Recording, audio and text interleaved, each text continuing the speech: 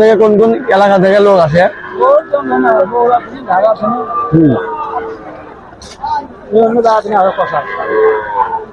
এটাকে আমরা যদি মনে করেন শুনছি যে উমরপুর হাটে এই জিনিস পাওয়া যায় ভালো, তালের ইয়েটা যেটা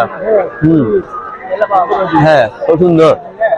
আমরা এখানে বলে এক জায়গায় দই আছে ভালো, কোন জায়গায় সেটা কত দই যাওয়া লাগবে?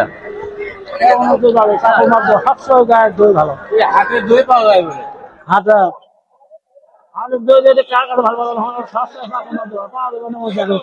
হাটের দই দই 8টা দোকান আছে আমরা কিনি একের দই। মানে আলাদা আলাদা জায়গা আছে দইয়ের জন্য? দইয়ের জন্য 8টা ঘরে আছে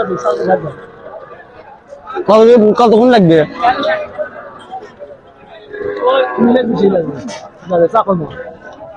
আমাদের গাড়ি আছে, বাইক আছে।